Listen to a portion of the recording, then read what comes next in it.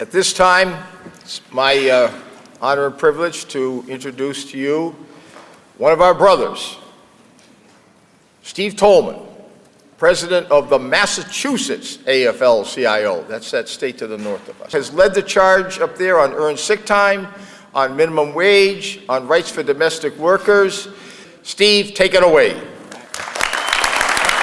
Good evening, brothers and sisters. Here we go, baby.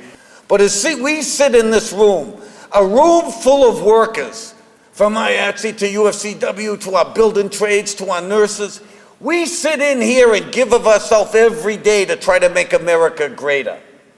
When the corporations and the billionaires around the nation are consolidating their money and to try to do everything they can to set us back in labor 100 years. We are facing challenges everywhere we go. And laws. We are so proud of the labor movement, the folks that gave you the weekend. That's being challenged. That's being challenged.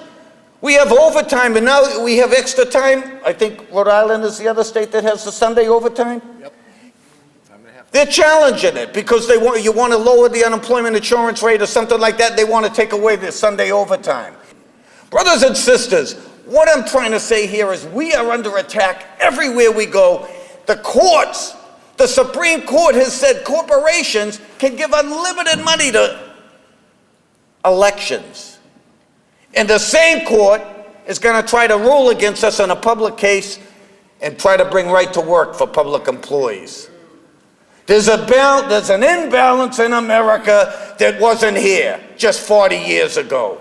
And they're cocky, and they think they're going to push us around. And it's not going to take just leaders like George and Maureen. It's going to take leaders at every single one of these tables, mentoring some more members and growing this and organizing. Because if we don't, everything we have is at stake. And I tell you, it's Affordable Health Care Act, it's Social Security, it's the 40-hour work week. The Secretary of Labor that our president picked, Andrew Pusdick, forgive me, but the biggest pig that ever walked.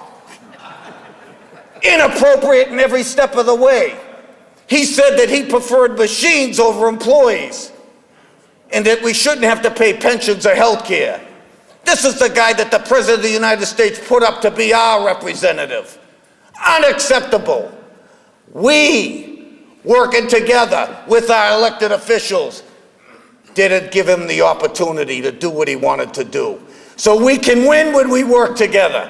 There are all kinds of victories, but brothers and sisters, we're in for a real rough ride, I think, over the next few years. And the only way we're going to be successful is by putting aside our differences if we're mad at a union or mad at a friend, and join hands.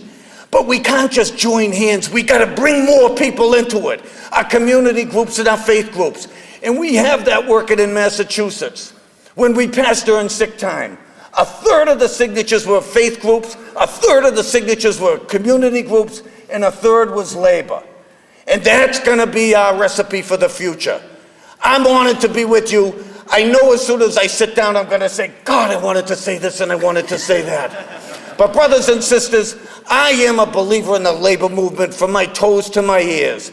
And I believe on anything at all that we have to not fall into the category of hate. And I'd like to close with Martin Luther King, a great quote that some of you may have heard. But as we press on for justice, he said this in 1956. As we press on for justice, be sure to move with dignity and discipline, using only the weapon of love. Let no man pull you so low as to hate him. Always avoid violence. If you succumb to the temptation of using violence in your struggles, unborn generations will be the recipient of a long and desolate night of bitterness, and your chief legacy will be an endless reign of meaningless chaos. Brothers and sisters, let's come together, let's challenge those that want to take everything away, because we are labor. Let's stand together, let's fight together, and let's win together. Thank you very much.